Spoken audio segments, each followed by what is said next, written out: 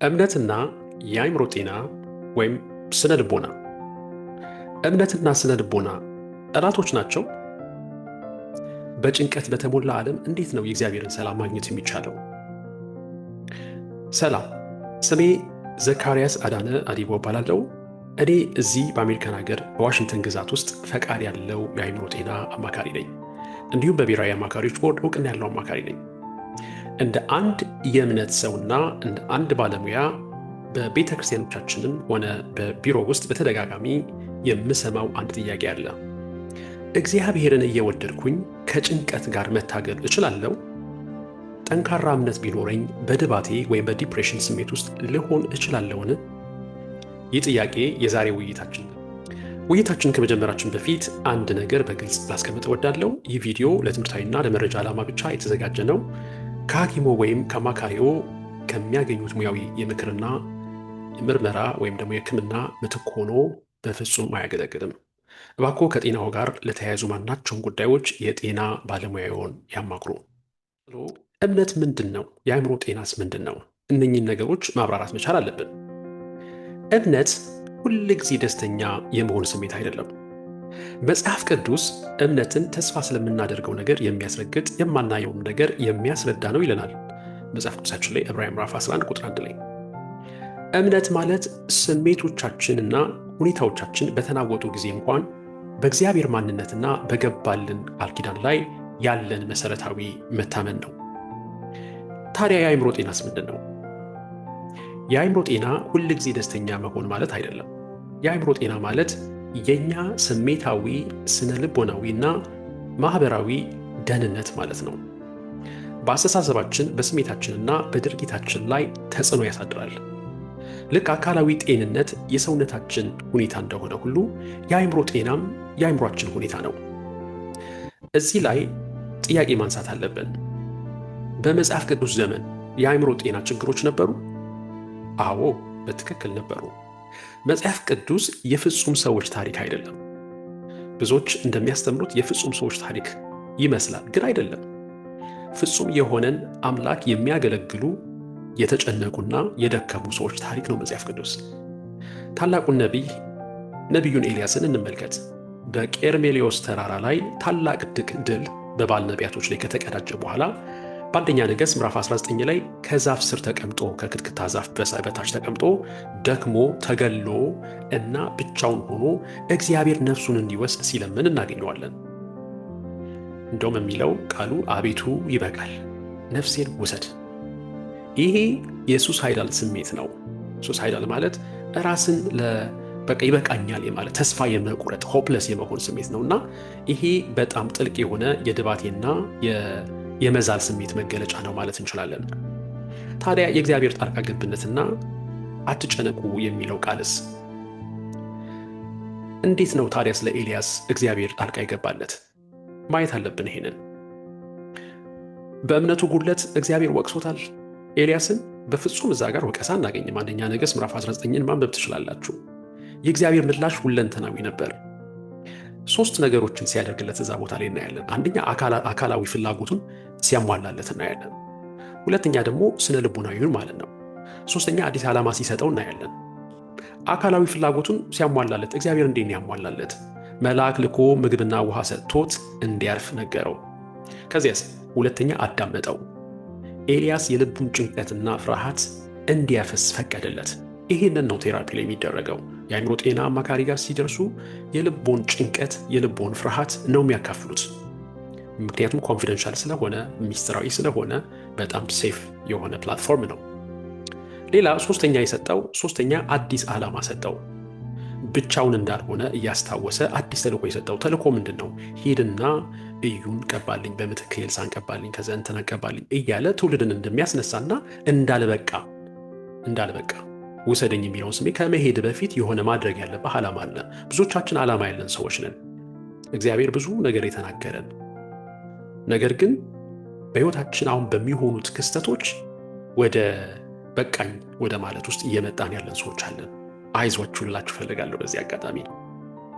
እነኚህ 3ቱ አካላዊ ፍላጎቱን ሲያዳምጠው እግዚአብሔር አዲስ ዓላማ ሲሰጠው ይህ ስሜታዊና መንፈሳዊ የሆነ ድንቅ የእንክብካቤ አራያ ነው እግዚአብሔርን ይሰጠን ማለት ነው። አካላዊ፣ ስሜታዊ፣ መንፈሳዊ የሆነ እንክብካቤን እግዚአብሔር ይሰጣል። ግን መጽሐፍ ቅዱስ በአንዳች አትጨነቁ ሲልስ ፊልጵስዩስ ምዕራፍ 4 ቁጥር 6 እስከ 7 ቁጥር 4 ምዕራፍ 4 ቁጥር 4 ላይ ሁል ጊዜ በጌታ ደስ ይበላችሁ፣ ደግሜ ይላለው ደስ ይበላችሁ፣ ገርነታችሁ ለሰው ሁሉ ምን ይበል ይታወቅ፣ ጌታ ቅርብ ነው ይልና እንግዲህ በጸሎትና በምልጃ ከምስጋና ጋር ልመናችሁን አስታውቁ እንጂ በአንዳች ምን አትበሉ አትጨነቁ ይላል። እግዚአብሔር የተፈጥሮ ሰብአዊ ስሜታችንን እንድናቆም ትእዛዝ እየሰጠን አይደለም እዚህ ቦታ ላይ። ይልቁንም ወደ አንድ ሂደት ነው እየጋበዘን ያለው። ጥቅሱ ሲቀጥል በጸሎትና በልመና ከምስጋና ጋር በእግዚአብሔር ዘንድ ልመናችሁን አስታውቁ እንጂ ነው የሚለው። ከዚያስ ሄዳችሁ ስታነቡት አእምሮንም ሁሉ የሚያልፍ የእግዚአብሔር ሰላም ልባችሁንና ሐሳባችሁን በክርስቶስ ኢየሱስ ምን ያደርጋል? ይጠብቃል ነው የሚለው። ይህ ማለት ጭንቀት አይሰማችሁ ማለት አይደለም።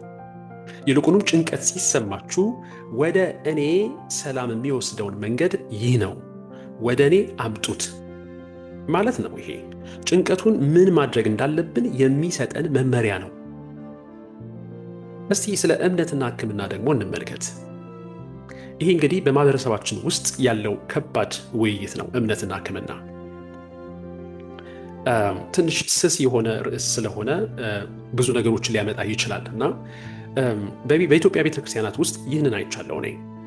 በቅን ልቦና የተነሳሳ አንድ ፓስተር ወይም መጋቢ ወይም ደግሞ ነቢይ አንድ ሰው በህመም ውስጥ ሲያዩ ለጭንቀት ወይም ለባይፖላር የሚባል ዲስኦርደር አለ ለማታውቁ። ሁለት ባይፖላር ማለት ሁለት ከፍና ዝቅታ ያለበት የሙድ ወይም ደግሞ የስሜት መለዋወጥ መዋዠቅ ነው። እንግዲህ ለጭንቀት ወይም ለዚህ ለባይፖላር ለሚባለው ዲስኦርደር ወይም ደግሞ ስኪዞፍሬኒያ ደግሞ የሚባል አለ። አንዳንድ ሰዎች ድምፅ ይሰማሉ፣ አንዳንድ ሰዎች ያያሉ። እነኚህ የኬሚካል ኢምባላንስ ኢን ዘ ብሬን የሚባሉት ይሄ ኬሚካላችን ኢምባላንስ ሲሆን ማለት ነው። ቸርች ሲሄዱ ለነኚህ ጭንቀቶች ለነኚህ ለተለያየ ነገር የሚወስዱት መድኃኒት አቁም ይባላሉ። በቃ እምነት ይኑርህ ይሉታል። እመን መድኃኒቱን ጣለው ይባላሉ። እንግዲህ በግልጽ ላስቀምጠው፣ እግዚአብሔር ይፈውሳል ሆይ? አዎ እርሱ ፈዋሽ ነው። ጂሆቫ ራፋ ይላል አይደል መጽሐፍ ቅዱስ። ፈዋሹ እግዚአብሔር አምላክህ ፈዋሽህ ነው ይላል አይደል? ግን እንዴት ነው የሚፈውሰው? አንዳንድ ጊዜ በተአምራት እግዚአብሔር ይፈውሳል ሰዎችን። ነገር ግን ብዙ ጊዜ እግዚአብሔር ለሰዎች በሰጠው ጥበብ በኩል ይፈውሳል። የተሰበረን አጥንትን ለሚጠግኑ ሐኪሞች ጥበብን በመስጠት ይፈውሳል። ሕይወት የሚያድን ቀዶ ጥገና ለሚያደርጉ የቀዶ ጥገና ሐኪሞች ዕውቀትን በመስጠት ይፈውሳል። እናም ሳይንቲስቶች በአእምሯችን ውስጥ ያለውን ኬሚስትሪ የሚያስተካክል መድኃኒት እንዲፈጥሩ በሰጣቸው ዕውቀት እንዲሁም ሐሳባችንን መቆጣጠር የምንችልበትን ክህሎት ለሚያስተምሩን አማካሪዎች እንደን ይላሉ በሰው ጥበብ በኩል እግዚአብሔር ይፈውሳል። ስለዚህ ስለ እምነትና ስለ ሕክምና ስናወራ እነኝህን ነገሮች ባገናዘበ መልክ ማየት እንዳለብን ላሳስብ እፈልጋለሁ። ሮሜ ምዕራፍ 10 ቁጥር 17 ላይ እምነት የእግዚአብሔርን ቃል ከመስማት እንደሚመጣ ይናገራል። እምነት ከመስማት ነው ይላል። መስማትን በእግዚአብሔር ቃል ነው ይላል እና ያ የእግዚአብሔር ቃል ምንድን ነው የሚያስተምረን? የእግዚአብሔር ቃል ጌታ ኢየሱስ በዮሐንስ ምዕራፍ 6 ላይ ሲናገር የእግዚአብሔር ቃል የነገርኳችሁ ቃል መንፈስ ነው አለ። ከዚያስ ሕይወትም ነው አለ። ስለዚህ ቃሉ ምን አለበት? መንፈስ አለበት። ከዚያስ ሕይወት አለበት። ያ ቃል የእግዚአብሔር ቃል ጥበብን ያስተምረናል። እግዚአብሔር የሰጠንን መሳሪያዎች መጠቀም የእምነት ማነስ አይደለም። ይልቁንም ሁሉን በሚሰጠው አምላክ ላይ ባለን እምነት መንቀሳቀስ ነው። እምነታችን ተንቀሳቃሽ የሚሆነው እግዚአብሔር የሰጠንን ሪሶርስ እንጠቀም ነው። ቃሉ የሚለን ስናደርግ ነው። አንድ በማህበረሰባችን ውስጥ የነበረ ወጣት ትዝ ይለኛል። ልቡ ክፉኛ ተሰብሮ በዲፕሬሽን ውስጥ ወይም በድባቴ ውስጥ ነበር። እንግዲህ ይህ ሰው ወጣት ሰው ወደ ቤተክርስቲያን ሲሄድ ጠንክረ ጸልይ ብቻ ተባለ። ሁኔታው እየባሰበት መጣ። አሁንም መጋቢዎች ጋር ይሄዳል፣ አሁንም ነቢያቶች ጋር ይሄዳል። ጠንክርና ጸልይ ይባላል። በመጨረሻ በእግዚአብሔርና በቤተክርስቲያን የተተወ ያህል ተሰማው። ይህ ሰው በመጨረሻ ላይ ምንድን ነው የሆነው? እርዳታ አግኝቶ ሕክምናን እና የምክርን አገልግሎት ወይም ቴራፒን ከእምነቱ ጋር አጣመረ። እንዲህ አለኝ፣ በመጨረሻ የተረዳሁት ነገር እግዚአብሔር ይህንን ችግር እንዳልሰጠኝ፣ ነገር ግን በችግሩ ውስጥ ከእኔ ጋር እንደነበረና እኔን የሚረዱኝን ሐኪሞች፣ ቴራፒስቶች እንደሰጠኝ የተረዳሁት ብሎ ነገረኝ። እንዲሁም ሊፋቱ የነበሩ ደግሞ ባልና ሚስትን አማክሬ ነበር። ያለማቋረጥ ይጸልዩ ነበር እነኚህ ሰዎች። ግን አሁንም ያለማቋረጥ ደግሞ ይጣላሉ። እንደውም ኬዛቸው ወደ ፍርድ ቤት ወደ ተለያየ ቦታ ሄዷል እና ጸሎታቸውን ከጥንዶች የምክር አገልግሎት ወይም ካፕልስ ቴራፒ ከሚባለው ወይም ካፕልስ ካውንስሊንግ ካገኙት የመግቢያ ክህሎቶች ጋር ሲያዋህዱ የጸለዩትን ጸጋ በተግባር እንዴት እንደሚኖሩ ተማሩ። ስለዚህ እስኪሎችን ተማሩ። የማዳመጥ እስኪል፣ አንዱ ሲናገር ሌላው ማዳመጥ፣ እንዴት የማድረግ እና ጸሎት ልባቸውን ከፈተ። የምክር አገልግሎቱ ደግሞ ያንን በተግባር የሚያውሉበትን መሳሪያ ሰጣቸው ማለት ነው። ስለዚህ ምን እያልኳችሁ ነው? ሚዛኑን መጠበቅ በጣም አስፈላጊ ነው። ሚዛኑን መጠበቅ ስል በጣም ኢምፖርታንት ወደሆነ ነገር አመጣችኋለሁ። አሁን ከስላሴ የምንማረው ትምህርት አለ። ስላሴ ስል አምላካችን እግዚአብሔርን እየጠራው ነው። 3 በአንድ የሆነ አምላክ ነው እግዚአብሔር እና ሚዛኑን ታዲያ እንዴት ነው የምናገኘው የሚለውን ነው። እኔ እንደማምነው እግዚአብሔር ራሱ በአብ በወልድ እና በመንፈስ ቅዱስ አንድነት በስላሴ ፍጹም የሆነውን አራያ ይሰጠናል። ይህ መለኮታዊ ህብረት የአእምሮና የመንፈስ ድህነት ምሰሶች ናቸውና ምሰሶ ነው። የመንፈሳዊ ደህንነታችን የህብረታችን መለኮታዊ ምሰሶ ነው። ህብረት ስንል የእግዚአብሔርን ፍቅር ወይም ደግሞ የአብን ፍቅር ያሳየናል። ብቻችንን እንድንሆን አልተፈጠርንም። አብ ወልድና መንፈስ ቅዱስ በፍጹም ህብረት ውስጥ ይኖራሉ። እግዚአብሔር እኛንም ለህብረት ነው የፈጠረን። ይህ ማለት ጤናማ በሆነች ቤተክርስቲያን ውስጥ በትንሽ ቡድን ወይም ደግሞ በትንሽ ስሞል ግሩፕ ውስጥ ወይም ደግሞ የልቦን በሐቀኝነት በእውነት የልቦን የሚያካፍሏቸው ታማኝ ወዳጆች መኖር አለባቸው እና ብቸኝነት ለምንድን ነው? እንደዚህ አይነት ታማኝ የሆኑ ወዳጆች የልቦን የሚያካፍሏቸው ከሌሉ ብቸኝነት ለድባቴ ወይም ደግሞ ለዲፕሬሽን ዋነኛው መንስኤ ነው። ስለዚህ እግዚአብሔር አብን ስናስብ ፍቅሩን ነው የምናስበው። እንደዛ አይደለም የሚለው ዮሐንስ ምዕራፍ 3 ቁጥር 16 ላይ እግዚአብሔርም ዓለምን ስለወደደ ነው የሚለዋል። በእርሱ የሚያምን ሁሉ የዘላለም ሕይወት እንዲኖረው እንጂ እንዳይጠፋ እግዚአብሔር አንድያ ልጁን እስኪሰጥ ድረስ ዓለምን እንዲሁ ወዷል ይላል። ስለዚህ የእግዚአብሔር ፍቅር የአብ ፍቅር ይሄ ከብቸኝነት ሊያወጣን የሚችል አንደኛው ምሳሌያችን ነው። የአብ ፍቅር አብ ሰውን ይወዳል፣ የሰውን ልጅ ይወዳል፣ እንዲሁ ይወዳል። ሌላው ሁለተኛው የእግዚአብሔር ቃል ነው፣ የወልድ እውነት ማለት ነው። ኢየሱስ ሥጋ የሆነው ቃል ነው። መጽሐፍ ቅዱስ ስሜቶቻችን ሲዋሹን እኛን የሚያረጋጋን የእውነት ምንጫችን ነው። መጽሐፍ ቅዱስ የእግዚአብሔር ቃል የእውነት ምንጫችን ነው። ስሜታችን አንዳንድ ጊዜ ይዋሸናል አይደለም? የሚሰማን ስሜት ሌላ ነገር ነው፣ ቃሉ ግን የሚለው ሌላ ነገር ነው። ተመልከቱ።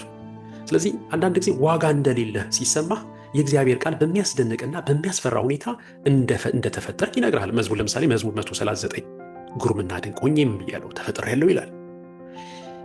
ሶስተኛ ጸሎት ነው እና ጸሎት በጣም በጣም ኢምፖርታንት የሆነ ነገር ነው። ይሄ ደግሞ ከመንፈስ ቅዱስ ጋር ያለን ግንኙነት ነው። መንፈስ ቅዱስ አጽናኛችን እና ወደ እግዚአብሔር ያለን ቀጥተኛ ግንኙነታችን ነው። መንፈስ ቅዱስ የሥላሴ አካል ነው። አንድ መንፈስ ቅዱስ እግዚአብሔር ነው። ጸሎት የአስማት ዘንግ አይደለም። ልክ እንደ ዳዊት በመዝሙሮቹ ላይ ያለምንም ማጣሪያ በሐቀኝነት፣ በንዴት፣ በሐዘን የምንሆንበት ውይይት የምናቀርብበት ቦታ ነው ጸሎት። የውስጣችንን የልባችንን ለእግዚአብሔር በማፍሰስ በራሱ ኃይለኛ የሆነ የስነ ልቦና ፈውስ የሚያመጣ ነው ጸሎት። የውስጣችሁን ለእግዚአብሔር ንገሩት።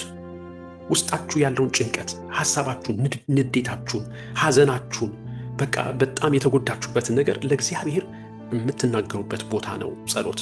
ስለዚህ እነዚህ ሶስቱ ህብረት፣ ቃሉና ጸሎት የመንፈሳዊ መሰረቶቻችን ናቸው። የምክር አገልግሎትና አስፈላጊ ሲሆንም መድኃኒት በዚያ መሰረት ላይ የምንገነባቸው እግዚአብሔር የሰጠን ተግባራዊ ድጋፎች ናቸው። ወዳጆቼ የአእምሮ ጤንነታችሁና እምነታችሁ ጠላቶች አይደሉም። እምነትና የአእምሮ ጤንነት ጠላቶች አይደሉም፣ ወይም ስነ ልቦና ጠላቶች አይደሉም። ወደ ሙሉነት በምታደርጉት ጉዞ ላይ አጋሮች ናቸው። እምነታችንም አስፈላጊ ነው። የአእምሮ ጤናችን ወይም ደግሞ ስነ ልቦናም አስፈላጊ ነው። ከጭንቀት ጋር መታገል መጥፎ ክርስቲያን አያደርጋችሁም። ሰው መሆናችሁን ነው የሚያሳየው። ሙያዊ እርዳታን መፈለግ ደካማ እምነትን አያሳይም። እግዚአብሔር የሰጣችሁን ድንቅና ውስብስብ የሆነ አእምሮ በአግባቡ የመጠበቅ የጀግንነት ተግባር ነው። ልክ ሰውነታችሁን በመጠበቅ እግዚአብሔርን እንደምታከብሩ አእምሯችሁን በመጠበቅ ልታከብሩ ትችላላችሁ።